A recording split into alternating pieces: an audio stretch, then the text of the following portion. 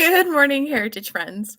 How are you? I know it's very dark where I'm at right now. That's because it's nighttime. It's Saturday night, and I'm finally getting my video up and running. So, hope you can see me. Hope that this is an enjoyable video.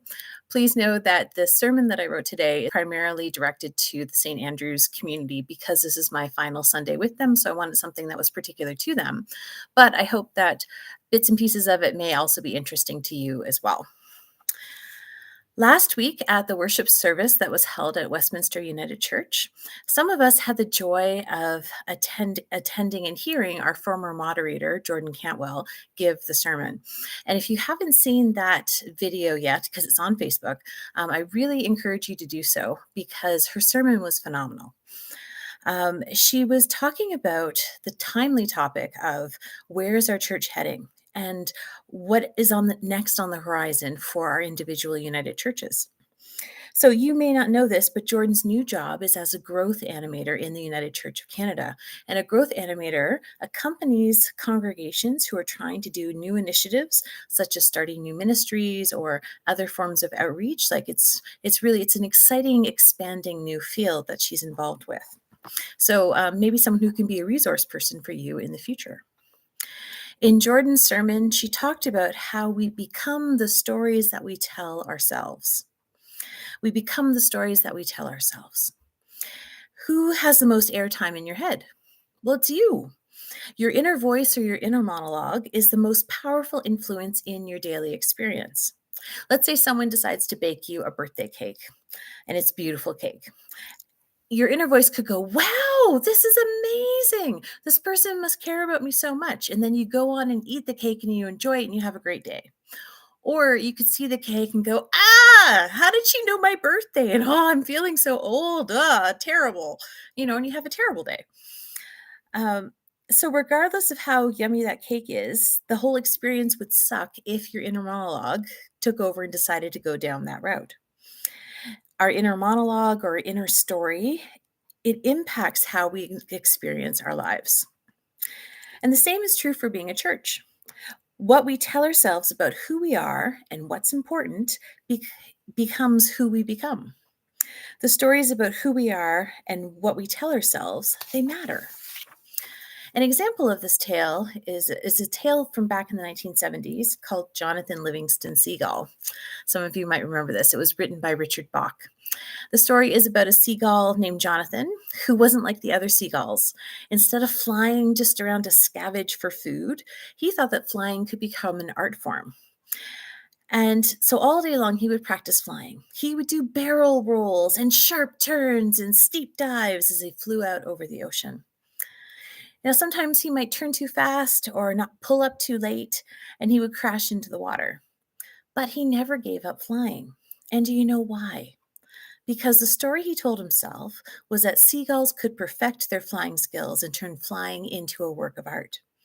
So no matter how much the other seagulls made fun of him or they shunned him for being weird, the inner story that Jonathan told himself helped keep him on course with his training until he became quite a skilled aviator.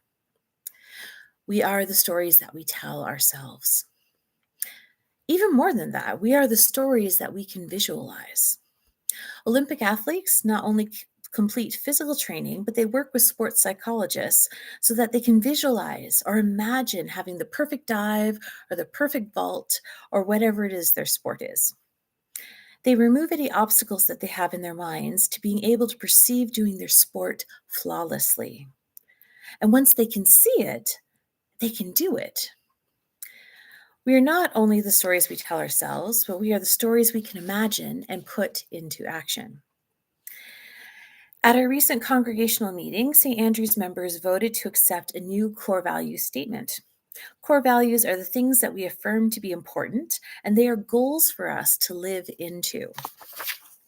Here is the core values statement that you agreed upon. At St. Andrew's United Church, we are an inclusive community with members of all ages whose core values include welcome and hospitality, compassionate outreach towards the larger community, lifelong spiritual growth and learning, wise stewardship of all the gifts that God has given to us. Good work on developing your core values statement. The reason that we have one of these is to remind us not just of who we are, but also of who we want to be. Now, every time that we make a decision, whether it's about how we spend our money, to what Sunday school resources we want, or to which outreach projects we want to support, what we should do is hold up our list of core values to whatever the proposal is and see if it fits with our values. Some projects or initiatives might take us away from what we say we value. Some projects might help us to live into what we want to become. There's no use having core values if we're not going to use them. Our scripture reading today emphasizes the importance of putting our faith into action. The author of the book of First John clearly said it. Let's not love with words or speech, but with actions and truth. It is not merely to say that our core value just is not enough to merely say our core values or even just to believe in them, but we have to put them into action to be faithful followers of Christ. The United Church's call to action that we live with bold discipleship, daring justice, and deep spirituality, it challenges us to live daringly, to try new things, to take risks in living out God's word and in loving our neighbor. So this year, starting from today, I encourage you to pick one action, just one action, to embody each of the core values mentioned. Bring your core values to life. Live into who you say you want to be. Our core values are part of our story, and remember that the stories we tell ourselves become who we are. So let's again look at our core value statement and think about what we could do to become more in alignment with it this year. At St. Andrew's United Church, we are an inclusive community with members of all ages whose core values include welcome and hospitality, compassionate outreach towards the larger community, lifelong spiritual growth and learning, and wise stewardship of all the gifts that God has given to us. So let's look at the first part of the statement. At St. Andrew's United Church, we are an inclusive community with members of all ages. Okay, so what can we do to be more like that statement? What could that look like if we envisioned it coming to life and being in action? Any ideas? One of the words there is inclusive. And for me, whenever I think of the word inclusive, I often think of becoming affirming, or at least investigating the affirming process and seeing if that fits with the church. So that's one way that you could live into that statement. Let's look at the next line, welcome and hospitality. What could it look like if we were to envision that in action? You know, I've often wondered about putting out a flag or having a sandwich board that says that the church is open whenever we're there, because I feel like people never know when I'm there, and I'm having my office hours. I feel like people don't know that they can stop by and visit. So that might be an idea, just to show more hospitality so people know that they're welcome, they can come in. An even more radical idea would be to replace our very drafty and not energy efficient front door with an insulated glass door so that people could see the lights on and know when we're here. Thinking of the word hospitality, maybe having more ecumenical events. We're already sharing our quiet Christmas and Maundy Thursday services. How about sharing some of our summer services again? Or maybe other special events such as Worldwide Communion Sunday. That would be a great time to host an ecumenical service. For compassionate outreach towards the larger community, what could that look like if we envisioned it in action? Well, we're already part of the Halo project here in town, but we don't have any particular projects of our own on the horizon. What if we were to choose one event, maybe one project to help our greater community? It could be maybe having a Chinese dinner as a fundraiser for Lumsden Beach Camp. Or maybe we could host a garage sale where 50% of the funds go to Halo and 50% goes to the Mission and Service Fund. Pick one initiative to do over this next year as a way to contribute and give back to our larger community. Let's take a look at lifelong spiritual growth and learning. Often when we think of Christian education, we think of Sunday school, we think of kids, right? But the way that we worded it, we talked about lifelong learning as an important part of being Christian. So, what could we do for folks who are a bit older, to continue their learning? There are lots of online webinars that you could watch together. Some of them are from a website called United in Learning, which is done by the United Church of Canada.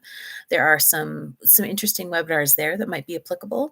There's other places like retreat centers, like the Naramata Center in BC, that offers webinars and things like that as well. So, there's lots of things you can participate in. What about having a book club? And getting together and talking about spiritual books. If you had to pick one for the United Church, I highly recommend this one. It's called Building God's Beloved Community, and it's by Taylor Croissant. Excellent book. And it's very easy to read, but it gives you such a good overview of a lot of the important pieces of being part of the United Church. So, really cool book. You can get it from the United Church bookstore. But if you chose more spiritually bent books rather than just books that were about United Church stuff, you could have an ecumenical book club. And that would tick off two of our core values, right? To be more hospitable and welcoming, and by being ecumenical, and then having a book club, which is about lifelong learning. So, wouldn't that be a great way to do it? And the last core value is wise stewardship of all the gifts that God has given to us. So, what would that look like if we envisioned it in action? Something we're already working on is our Faithful Footprints grant, which helps churches to reduce their energy and carbon footprint. Just this past week, Andrew installed new low water use toilets in the church. Thank you so much, Andrew. Wise stewardship could also mean finding ways to invite the community to use our building more so that we are of more service to our neighbors. This could look like becoming a community hub or maybe an arts center, in addition to being a place of worship. But you'll notice that our core value didn't say wise stewardship of our church building. It said wise stewardship of all the gifts that God has given to us. More important than our building, and even more precious than our church family, is the legacy that we have from Jesus, which is the gospel message of new life and resurrection. Our role in the world is to be a people who embody hope, healing, and rebirth so that others can experience them as well. How are we being signs of hope in our community? How are we contributing to the regeneration or new life in our surrounding neighborhoods? This is what the gospel message is all about. And this is what we're living into as Christians and as those who are trying to bring our values into action. But the first thing that you need to do before you come up with an action plan on how to envision and then embody your core values is that you need to believe that resurrection is possible, that new life is possible for the church. We don't have to know what form that new life will take, but we have to trust that it's coming, that it's part of who we are as Christians. We are an Easter people. We are a resurrection people. And this needs to be part of the story that we tell ourselves. It seems that there's a misperception about the 5-year plan that was shared at our annual congregational meeting. Some folks, when they looked at it, thought that it was a blueprint for us to close our church within the next 5 years. But that's not its intention at all. The 5-year plan is a blueprint for us to explore all the possibilities that are available to us about what we could do as a church.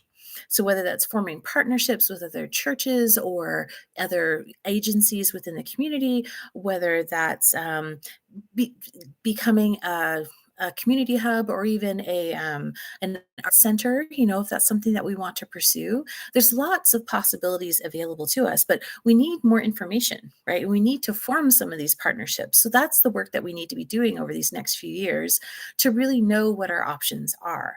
And that's the intent of the 5-year plan. Is one of the options simply to close the church? Sure, that is an option, but that's not the intention of the document. So really what this 5-year plan is meant to do is it's meant to embody hope, right? Because it's about us taking the reins and finding out more about what our possible futures could be. And then we can choose what we want to do. So it's important that the story we envision today for ourselves is a hopeful one. one that shows us thriving, perhaps in a new way, but thriving nonetheless. To close, I'd like to share the words of gifted storyteller, Indigenous author Richard Wagamese. All that we are is story. From the moment we are born to the time we continue on our spirit journey, we are involved in the creation of the story of our time here. It is what we arrive with. It is all that we leave behind. We are not the things that we accumulate. We are not the things that we deem to be important. We are story, all of us.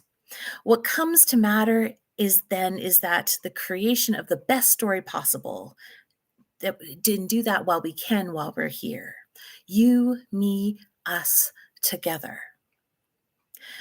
Friends, may the story that you dream, the story that you envision for yourselves, both individually as a church, be so beautiful and life-giving that you can't help but want to make them come true. Blessed be, and amen.